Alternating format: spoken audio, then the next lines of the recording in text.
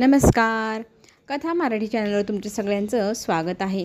लक्ष्मीच्या पावलांनीमध्ये आज आपल्याला असं पाहायला मिळत आहे, इथे अद्वैत हा चिडलेला असतो, कारण त्याच्या बाबांचा विषय निघाला की तो संवेदनशील होऊन जातो आणि ह्याच गोष्टीवरून कला आणि त्याच्यामध्ये वाद निर्माण झाला. कला त्याला म्हणत असते की काही माणसं काही दिवसात बदलतात, तेही बदलले असतील.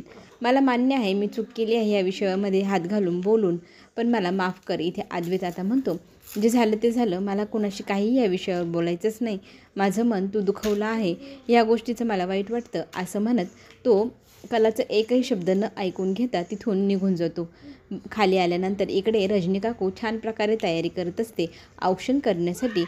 जोडप्याने इथे आज पाडवा साजरा करायचा आहे आणि आपल्या घरात एकच तर महत्त्वाचं जोडपं उरलं आहे, ते म्हणजे अद्वैत आणि कला. त्यांच्यासाठी छान प्रकारे सजावट इथे रजनीने करून ठेवलेली असते. ते दोघंजण आल्यानंतर सगळेजण त्यांचं कौतुक करतात. कला तू खूप सुंदर दिसते, असं तिची सासू तिला कौतुक करते आणि मग ओवाळण्यासाठी इथे अद्वैतला आबा सांगू लागतात की बस पाटावरती. मग तो पाटावरती बसतो, छान टोपी घालतो. आता इथे कला त्याला ओवाळण्यासाठी पुढे सरसावते आणि कलाकडे तो रागारागाने पाहत असतो. तिच्या एकाही गोष्टीला तो प्रतिसाद देत नाही, हे सगळ्यांच्या लक्षात येतं. आणि इथे नयनाला असं वाटत असते, माझा राहुल एक नंबर कधी येणार, त्याला मी कधी ओवाळणार, म्हणून तिची उत्सुकता ती दारातच उभी असते. आता इथे अद्वैत स्वतःला ओवाळून घेत असतो. कलाच्या चेहऱ्यावरती निराशा आलेली असते, कारण अद्वैतच्या चेहऱ्यावरती हसू नाही. त्याचा चेहरा एकदम निराश झालेला आहे. ती त्याला पेढा भरवण्यासाठी हात पुढे करते, पण तो स्वतःच्या हाताने पेढा मोडतो आणि स्वतःच्या हातानेच ते खातो. ते पाहूनही इथे सगळ्यांना वेगळंच काहीतरी वाटते. पण रोहिणी म्हणते, नक्कीच यांच्यामध्ये काहीतरी झालेलं आहे, या गोष्टीचा आपण फायदा घ्यायला हवा. असा विचार करून आता ती यांचा शोध लवकरात लवकर लावायलाच हवा असं विचार करते.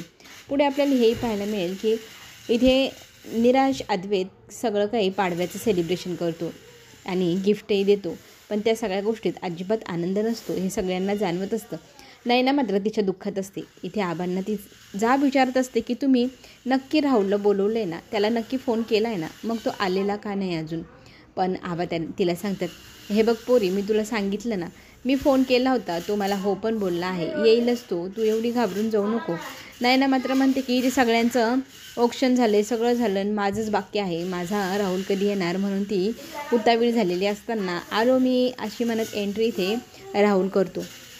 राहुल सांगू लागतो की तुझ्या हट्टाखातर इथे मला यावंच लागलं आणि त्याला लगेच पाहिल्या मला खूप आनंद झाला, असं म्हणत सगळ्या घरातल्यांसमोर इथे नयना त्याला मिठी मारते. खरंच तू आल्याने मलाही खूप आनंद झाला, मी तुझी कधीची वाट पाहत होते. हाताला धरून ती त्याला घेऊन येते. चल चल बस इथे, असं म्हणत त्याला ती पाटावरती बसवते आणि मग नयना इथे रजनी काकूच्या हातातलं ताट हे घेते आणि राहुलला औक्षण करू लागते. औक्षण करता करता तो म्हणतो की आता मी आलो आहे ना, सगळं काही कसं छान नीट होईल बघ. आणि ती रागाने सगळ्यांच्या चेहऱ्याकडे पाहत असते. प्रत्येकाच्या चेहऱ्यावर खरं तर या गोष्टीचा राग असतो की हा वापस आला आहे. आबांना नयनाने ब्लॅकमेल करून त्याला पुन्हा घरात घ्यायला भाग पाडले. रोहिणी तर मात्र खूप खुश असते. ठरल्याप्रमाणे सगळं व्यवस्थित चालू आहे, लवकरच हे घर आपण काबीज करूया, असा तिचा विचार असतो. कला मात्र संतापलेली असते. नयनाताईने बरोबर आरडाओरडा करून रडून का होईना तिच्या नवऱ्याला ह्या घरात पुन्हा एकदा स्थान मिळवून दिले. मला पण हे अजिबात आवडलेलं नाही. त्यांनी बिझनेसमध्ये चोरी केली, तुला जेलमध्ये टाकलं अद्वैत, हेही मी विसरलेलं नाही, आणि त्या मुलीसोबत त्याने अभद्र व्यवहारही केला, तेही मला पसंत नाही. हे सगळ्या गोष्टींनी मला खरंच खूप संताप होतो आहे. इथे अद्वैत म्हणतो, त्यांनी फ्रॉड केलं ते केलं, मी ते विसरू नाही जाईल, पण त्याने त्या मुलीसोबत जे गैरवर्तणूक केलं आहे ते मला अजिबात पटलेलं नाही. आणि आबांनी आता त्याला घरात घेतले म्हटल्यावर मला काही बोलता आलं नाही, पण मी त्याला असं तसं सोडणार नाही, माफ तर अजिबातच करणार नाही, त्याच्याकडे लक्ष ठेवावं लागेल. इथे कला म्हणते, आपल्या दोघांमध्ये वाद जरी निर्माण झाले तरी आपल्या दोघांचे विचार जुळत आहे. तर तो म्हणतो, विचार जुळवून फायदा काय, जर आपलं या वादच होणार असेल तर, असं म्हणत तो लगेच झोपायला निघून जातो. डोळे बंद करतो.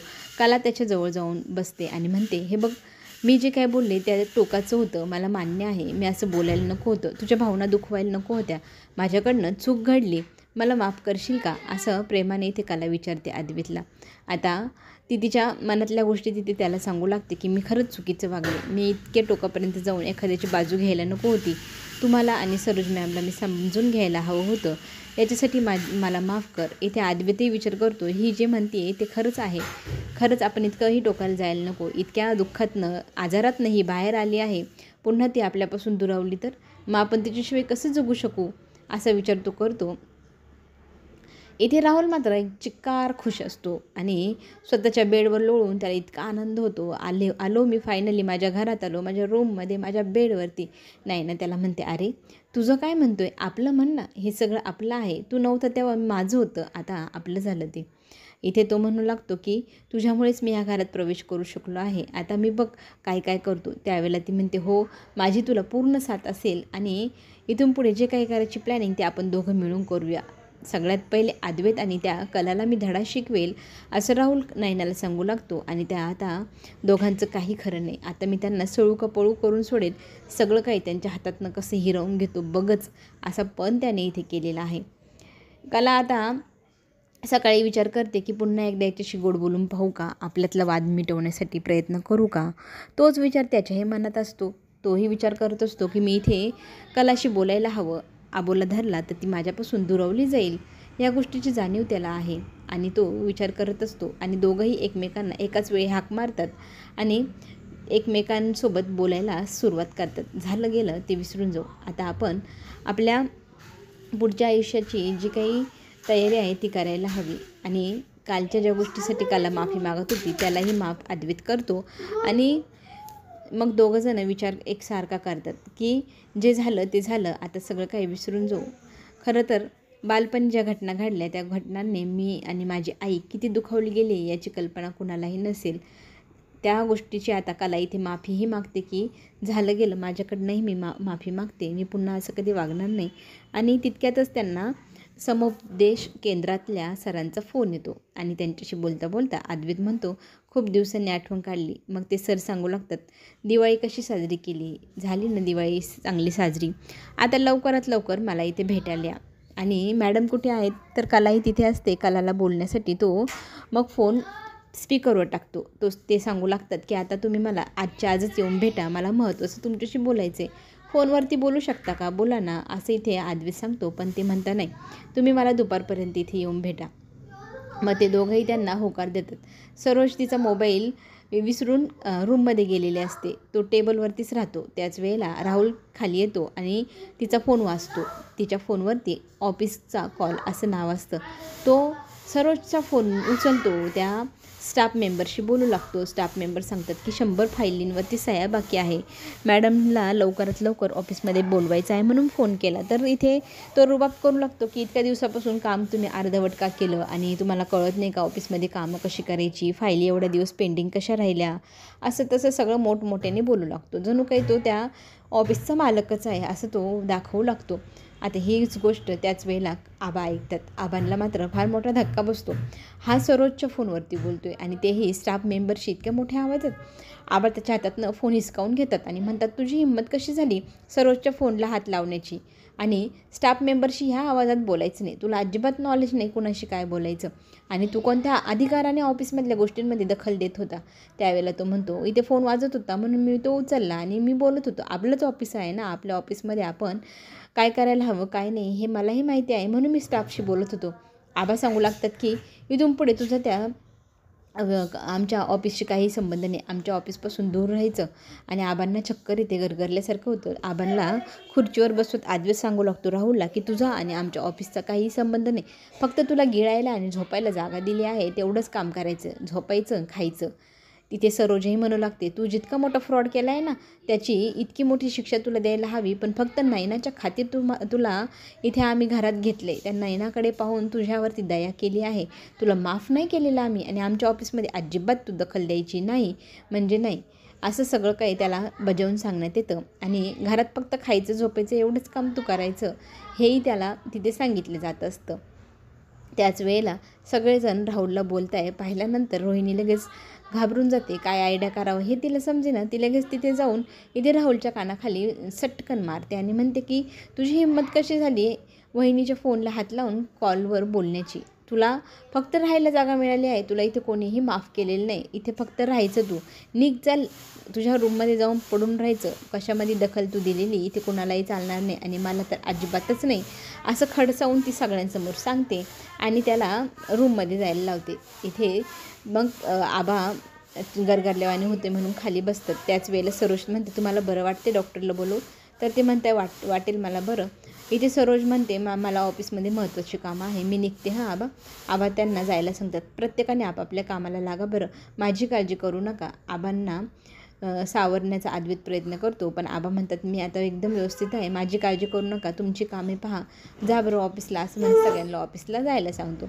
इथे रोहिणी राहुलच्या खोलीमध्ये जाते आणि त्याला म्हणते, तुला खूप घाई करत आहे प्रत्येक गोष्टीमध्ये, एवढी घाई चांगली नाही आणि तुझी घाई आत्ता इथे थांबव. मी जोपर्यंत तुला प्लॅन सांगत नाही तोपर्यंत तू काहीही हालचाल करायची नाही.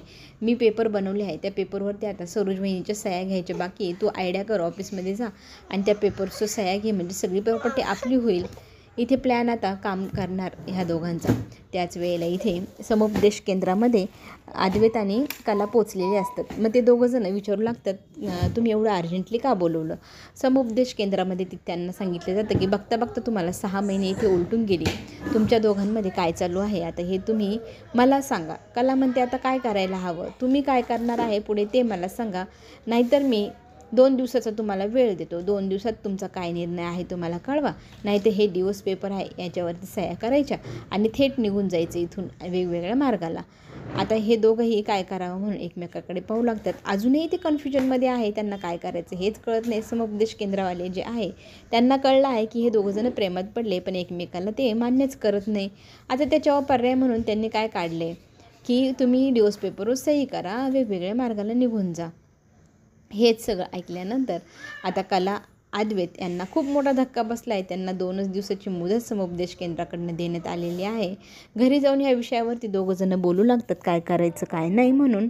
आता इथे कला सांगते, आपण दोघांनी वेगळं झालं तर कसं होईल? मी नाही राहू शकत तुला जवळ घेऊन झोपल्याशिवाय. आणि तोही म्हणतो, मीही तुझी हातची ब्लॅक कॉफी पिल्याशिवाय माझी सकाळच होत नाही, मीही नाही राहू शकणार तुझ्याशिवाय. दोघंजणं एकमताने ते डिवोर्स पेपर घेतात आणि टराटरा फाडून टाकतात. ते पेपर फाडून दोघंजणं आता एकमेकांच्या प्रेमात पडणार का? हे सगळं पाहण्यासाठी चॅनलला लाईक करा, सबस्क्राईब करा. आपण पुन्हा भेटूया. धन्यवाद.